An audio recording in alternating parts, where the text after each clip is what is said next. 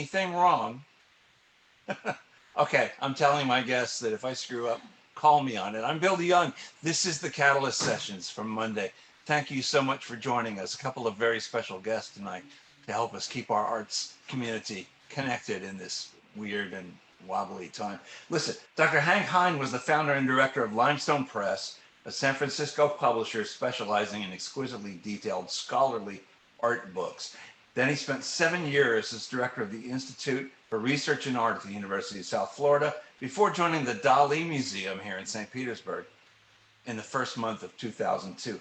Laura Tillinghast Hine is a graduate of the United States Naval Academy with a degree in aerospace engineering. She served 6 years in active duty as a surface warfare officer with multiple deployments. Try saying that fast 3 times. While working for the Beck Group, she was the James Museum of Western and Wildlife Arts project manager, coordinating its architecture, construction, and development. And she was named executive director of the James Museum in August of 2019. Laura, very first thing, what do you say whenever somebody asks you about how long you served in the Navy? Only bloomin' life. My mother was a mermaid. My father was King Neptune. I was born on the crest of the wave, rocked in the cradle of the deep. And it goes on.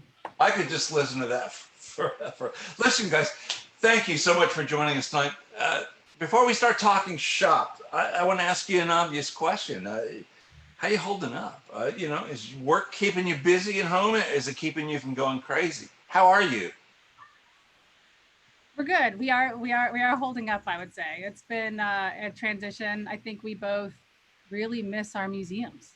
I mean, to have the privilege of working in a physical space that's dedicated to art that are so beautiful and have people and energy, and we miss it. We miss it. It's yes. No, you just see each other all the time, and it's like, yeah.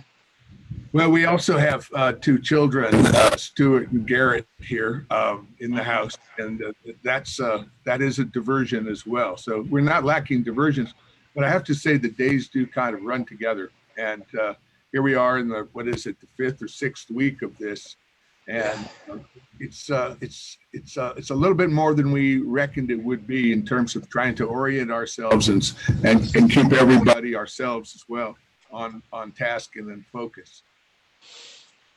Here's the question that I've never asked either one of you. How did you meet? What's the Cinderella story there?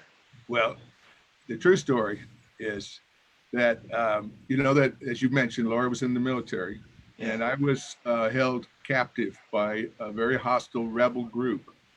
And there was an extraction team chosen. Laura was chosen for her adroitness and her courage. And all I remember, I was hooded, but I remember a strong but delicate arm encircling my waist and lifting me to safety. Up into the Black Hawk, right? Just That's right. off, That would off be to the ship. surreal. Yes. But it is not true. Yeah. That's surreal. They told me to expect that kind of stuff from you, Hank. What's the real story? How did you meet? We were, it's been a long time ago. It's probably been almost, 15 years ago. We collaborated on a project through USF St. Petersburg, and that's how we initially contact. And then I moved to South Florida for a few years, built some projects there, and moved back, and we reconnected. And it was different and fun. Later on, I want to ask you about North Shore Elementary, which I know is near and dear to your heart because you have one child there or 2? 2 now. Yeah. 2 now? Yeah, okay, 2. Let me talk shop here. Hank, you joined the organization in 2002 when it was still in the old building. It was on 4th Street, was it? Yes, yeah, it was on 3rd Street. It was, I actually joined the board as a trustee of the Dali Museum in 1997. And so I was, I had a lot of preparation time to understand the assets of the museum and some of the things that it hadn't yet become that we wanted to make it become.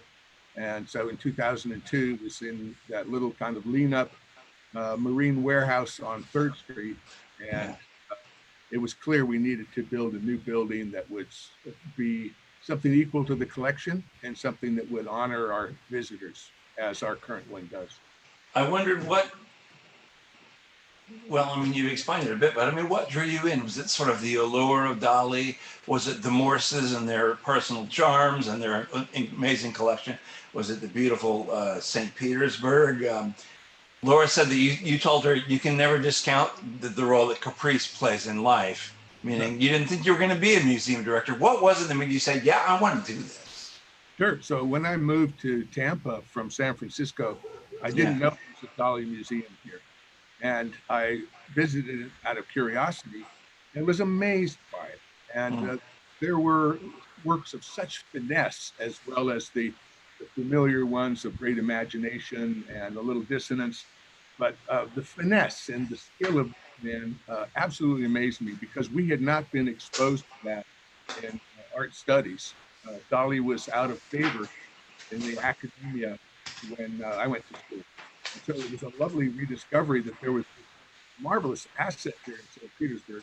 Again, by caprice that I landed here, and it felt capricious to discover it, and really kismet, great luck to come across it. Was it the kind of thing where like once it got in your mind, it didn't get out? I have to be a part of this now. You Well, know, I couldn't imagine someone else doing this job. it wasn't. It was more. It fell into my lap in a sense because Tom James and who knew what I was doing at USF, and Yeah. Marshall Russo, who knew what I was doing at USF, asked if I would join the board. So I had immediately the opportunity to be more closely involved, which was terrific, terrific and exciting.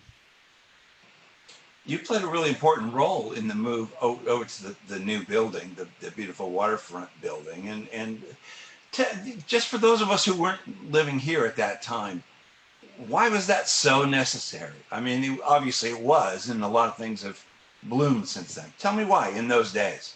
Well, we started to realize that we had the most important collection of one of a handful of the most important artists of the last 200 years. Mm. And it was in a marine warehouse. And I remember as a trustee asking about how secure the roof was. And I got the report, well, we were testing to see whether it needed a new roof, and the workman's hammer went through the roof. So we realized that this was not what this collection deserved. Gotta go. Right. Uh, the interesting thing is that both Laura and I have had the pleasure of overseeing the building of a museum. And there's Yes. nothing quite as satisfying as having the vision, understanding the vision, and then overseeing that it's implemented according to what Tom James wanted for the James Museum and what our board wanted for the Dali Museum. It's just wonderful. And of course, we're looking forward to having that same pleasure again with help from the county to expand our current facility. So I guess it's pretty obvious that it's not happening right now. What's the status of that? Has the timeline been expanded, or is that did you get all the money? I can't remember. I know you got a part of it, and I didn't do that part of the research here because I didn't really want to talk finances. But what's the status of it right now? You know, it's like all things in this era. It's very surreal, and the clocks melt and expand, and everything is on a different timeline now than it was 2 months ago. We're all learning that. So it's a matter of, for us, of patience. This is something that the museum could use to better serve this community, to better serve the way people look at art these days. Yeah. And so it's a kind of a necessity that we'll find a way towards eventually. Well, Laura, I'm going to get to you in a minute because I got a whole bunch of stuff here too, but I didn't want you to think I'm just hogging him for a minute. It was an SPX interview. You said, I've learned that we're not an art museum primarily. We're actually an educational institution that uses art to try to give people a better vision of their lives and a better understanding of the world. The thing is, for me, that Dali's world, or at least the lens through which he viewed it, was very different from mine. So, I mean, explain what you mean. Are you talking about the innovation labs and the new things that are coming? I mean, it's not just a bunch of static art on a wall anymore. No, Bill, I think the essence of it with Dali, his vision, some people find disturbing, some people find it amusing. It's certainly extraordinary. It certainly is defining of what's surreal. But what he shows us in the most typical works where he has a double image, and he so convincingly portrays that you're looking at a human figure, and then you take a slightly different perspective, and you realize you're looking at a landscape, and then you turn your head another way and you're looking at the human figure or face again. So he's showing that the vision that we have of the world is our own. We can construct it. We have the alternative kind of remaking the way we perceive the world.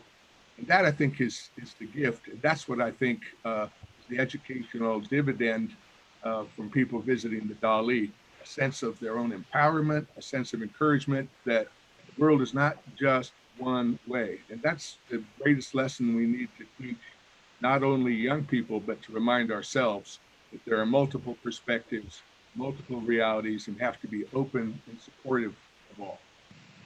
I mean, don't you think most people, tourists who kind of go in there going, wow, this is really weird looking stuff, man. They really aren't thinking that deep, or now this guy was twisted, or what a genius, or something. Oh, but you know what people love?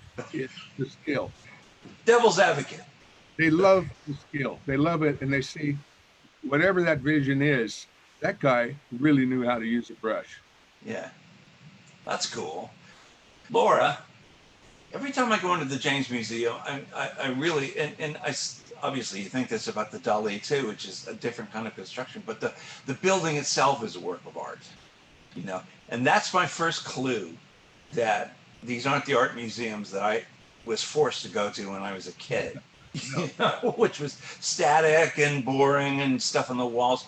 I like turning corners in the James Museum. I like coming up to different plateaus and seeing where things are. I wondered, because it hasn't been around nearly as long now as the Dali has. You know, when you got the job, hasn't even been quite a year yet. The museum is barely 2 years old, right? So what were the challenges that you faced in getting this magnificent thing in front of the public at that point, and what still exists today? Well, actually, tomorrow is our birthday. Tomorrow's our 2-year anniversary. It was April. Yeah, 2 years. Happy birthday to the James. Thank you. Cool. We would be celebrating in the way that we'd hoped to be celebrating. Yeah. But yes, it is exciting, and we have staff who've been there since the museum opened, which is amazing. Well, the architecture, just as you mentioned, with the plateaus, and when you turn the corner, when you just walk in the door, is stunning, and that's thanks to Jan Weymouth, of course, who also. Right, I remember that. It was Weymouth. Yeah, that's right.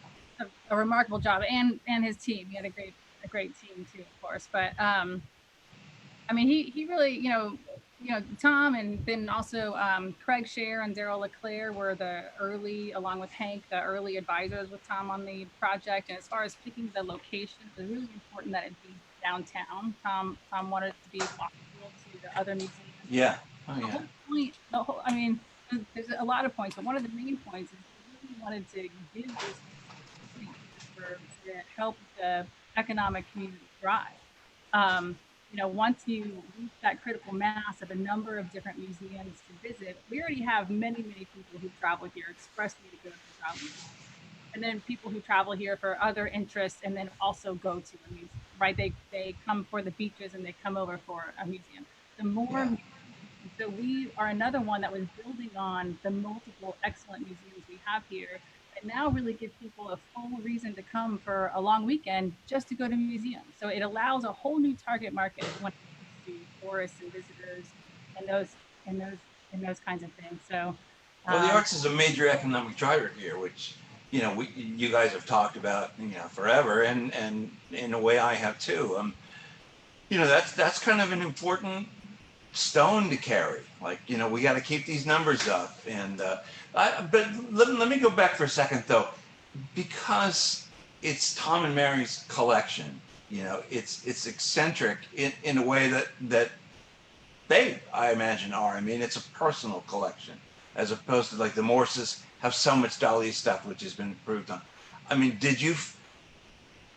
I talked to Tom about this once. I mean, is it a hard sell to the community? Yeah, come and see our paintings. There's no precedent for what it is, but trust us, it's pretty cool.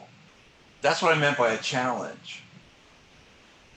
Yeah, that's interesting. I think so. I mean, I don't think we're trying to. I don't think we're there as the James Museum of Western and Wildlife Art, right? So we're there to share the stories, to share the experiences, to talk about untold stories, to really explore the American West and the indigenous peoples, and also as well as the wildlife piece. So um, I don't think I don't think it's about saying, "Hey, come and see this private collection that is now available to the public." It's come and feel and learn and be connected to a place that, yes, these founders fell in love with as they spent Hmm. time out there and got to know the people, just like the Morrises fell in love with Dali and his work and got to know it more and more. I would say that Tom and Mary fell in love with the West and the people of the West and collected more and more and know it more and more and Yeah. found collecting this body of work. Are there different pieces that we could fill in over the years that maybe more academically, round out the canon of Western art? Perhaps because that wasn't their goal in collecting. Their goal was collecting things that they liked. Well, it turns out things Yeah. they liked do tell a lot of story and give a real platform to talk about all kinds of elements, all kinds of stories and people and culture around the I West. mean, I don't want to get into details on numbers and stuff.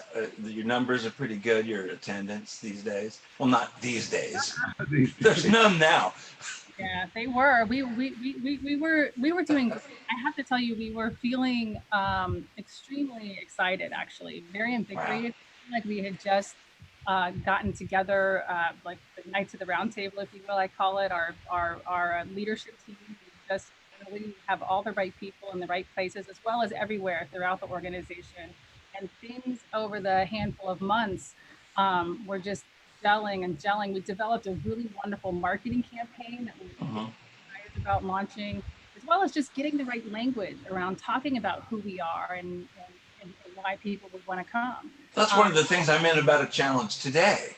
You know, branding is what they call it. I mean, branding this place is it doesn't have this sort of history that some of the other places have. Can we talk? Yeah.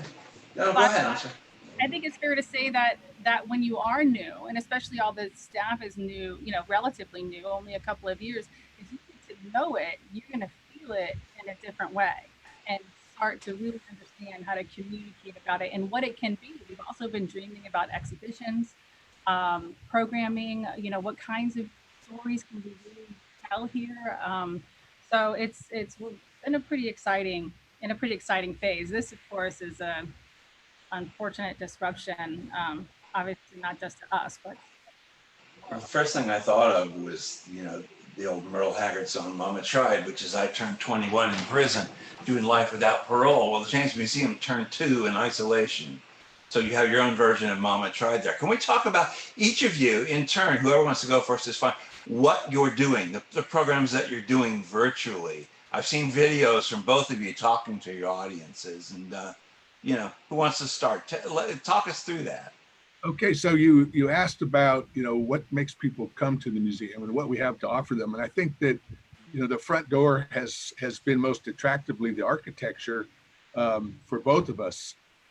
There may be a reputation about the art inside, but when people see our buildings, I think they want to go inside and take a look and experience it, and it is part of the experience as well as the art. We have programming right Yeah. now. Our front doors are our website. And I think that Dali has lavished a lot of attention on that. That James has a terrific website, and it gives people an opportunity to explore what's there and get a taste of it, and hopefully a taste that they'll want to consume more of when we are again available, as our mission tells us we need to be open to our community. I mean, it's awkward, isn't it? I mean, to sort of say, well, it's almost a visceral experience to be in front of a great or even just a cool work of art, um, and look and be there. Somehow, it's not the same No, online. it's not the same. I would say we're fortunate at Dali because we have been investing in developing digital experiences for many years, Oh yeah, interactive experiences And so we have a lot of things that were pret a porter, ready to go. Um, Experiences of video, for instance. The film version that we made of our show, Midnight in Paris, in a sense was a kind of haiku for the whole show. It allowed you to look into the content and the spirit of the times, and really go away with that feeling. That's available right now online, and you Yeah. can enjoy the production of that. So we've been kind of primed to serve the community interactively, digitally, and now, unfortunately, that's all we have. But we think it's pretty meaty and substantial. And the ideas are always percolating, right? You're always thinking of new things, both of you. Like somebody from your team will call and say, "I want to try this. Let's Yeah. do this." So, Laura, I'm sorry, your No, turn. no, fine. I was going to say, so differently, we had not invested resources in digital virtual experiences. But what's amazing is the way our staff, within 2 weeks of closing, turned around what I think is a pretty remarkable program, online content program, the James Museum from Home. Yeah. And weekly curated content that's themed. And so the first week was cowboys, and then was Cowboys. and then we've had wildlife, we've had spring. So it's all, they're coming up with themes, and then having art, books, film, music, There's children's a children's thing. I remember looking at that. Yeah. demonstration in one of them. Our docents are participating. They're reading stories, and it's beautiful. It's very well done. The website is stunning. And we had been having conversations about, we should upgrade our website. We should look at digital content. We should, and all these things. But when you're in the daily operations, you kind of think, okay, we'll make a 6-month plan to get to that. 2 weeks. 2 weeks. It turned around something remarkable. I mean, the creativity and the commitment, and then continually producing this new weekly content. So, and that has been a really nice opportunity for us. And I think then after we open, we're actually thinking these themes could serve as themes for tours. They could serve, so it's really given us a chance to look at our collection in a whole new way. And I think we've gotten to know it even a little more. And I think hopefully the people who participate with us are also enjoying the opportunity to look at the collection in a new way. But yes, it's not the same. Not the same as being in that business. And if this works, if these digital front doors, these websites do increase people's appetite, make them want, when there is freedom of movement again, to go to museums, then we've succeeded. We've been thinking a lot about reopening, what that looks like in the society, locally, here in Florida, here in Pinellas. And, this is a city that has prided itself on, and even calls itself at times, the city of the arts. So I think that, the James Museum and the Fine Arts Museum got together to encourage the mayor to make the museums and the other cultural amenities in this city the way that we would celebrate the reopening, a focus on them. And we think that will emerge as a good plan for the city as we return to a civic life that we so much miss, being elbow to elbow with people, or even 6 feet apart, but in conversation with some people that we may not have met before, that make the city so alive. And when you think about St. Petersburg, we have beautiful architecture, we have this stunning landscape. But what drives it, what the engine for this city is culture, restaurants, breweries. It's these economic activities, these places for people to convene and go and share time and share flavors and experiences. That's what makes us a dynamic community, and we have to celebrate that as our reentry, I think. Well, from your mouth to God's ear, right? Whatever it is that expression is. I'm sitting here, the sun's right in my face. I don't know if you can tell that. This is our professional recording studio here, and I'm sitting here. I look like Colonel Kurtz when you see him in Apocalypse Now, coming up out of the. Anyway, all right. Um, I mean, what happens next? Was your fall programming already, or the next season? You know, the next round, was it in place already? Are you still having to make adjustments to that? Both of you? Yeah, a lot Yeah, of adjustments, a lot of moving parts. When you do a show, it's not just your institution. If you're bringing in new work for your community to see, then you have to work with other institutions, and they, of course, they're compounded and oh yeah, on them. So there are all these moving parts, and we're all trying to sort it out. It takes a lot of time, a lot of Yeah. phone calls, a lot of Zoom calls. One of the things we've thought about is we've tried to let it be an opportunity to rethink the next year's schedule. I mean, granted, you have some agreements already with other institutions, sure, right. and all those have to be navigated. But also thinking about the fact that we as a community, we as a globe have been through something significant together. And so what kind of experiences, what do people, what's going to be healing, right? And I mean, we believe that art can be healing. Oh Um, sure. and so is there a way that we can provide our space, um, in even more of a healing way? So maybe for us, I mean, we have remarkable programs. I mean, if you were to look at our programming schedule, we have so many things to choose from. Maybe we're going to simplify. Maybe we're all learning that we don't need something all the time, and what are the kinds of topics that we want to come into contact with when we're out in these public spaces. One of the interesting things about museums and some of our galleries at the same way is they're very ample in space, which is nice if we're all feeling like we need space still. Yeah, yeah. So um, it's interesting. It's interesting to reconsider. We are reconsidering our fall show, our those variety of things. Yeah.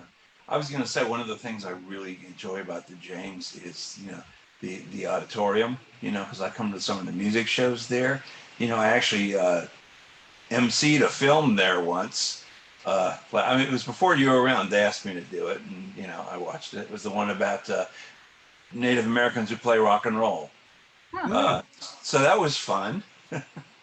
And also, there's just one thing I like. It's like let me just get back to what I was saying before. Like when I was a kid, I grew up in St. Petersburg, and you'd go to the MFA when you were like 10, or down to Ringling, and my God, it was boring, And I look at what you guys are doing with it, and some of the augmented, the virtual reality stuff, and the incredible programming that's going on at the James, and it's like, why wasn't this around when I was a kid?